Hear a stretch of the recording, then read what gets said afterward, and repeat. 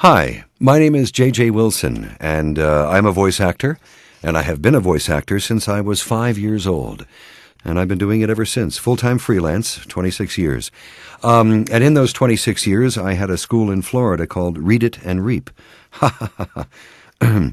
Little humor there. It was a voiceover school, 8-week course, and we went from beginning to end.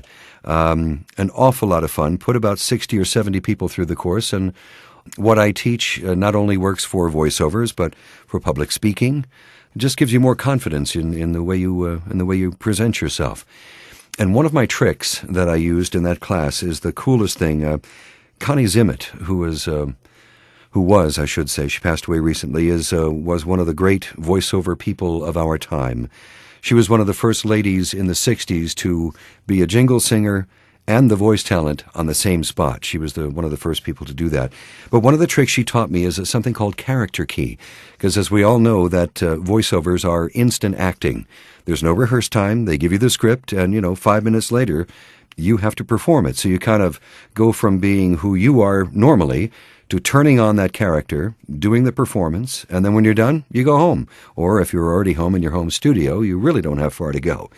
But character key is a cool thing because it can bring you to the read that the director or producer is trying to get you to much faster. If more directors and producers knew of this technique, sessions would take a lot less time.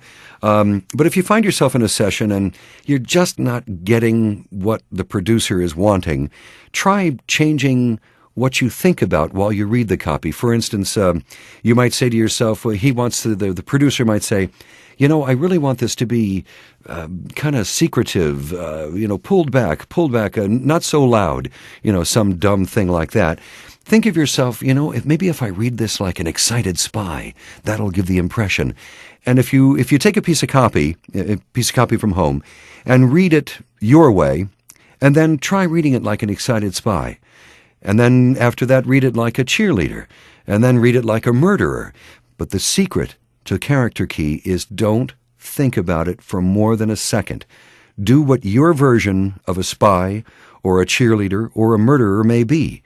And if you can, go ahead and record it, and you will see that it not only changes the sound, the volume of the commercial, but it also changes your rhythms.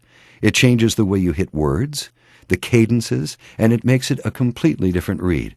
Anyway, that's one of my tricks that I like to teach when I'm coaching, and I thank you very much for your time. I've got to go. I've got to do a voiceover. Thank you.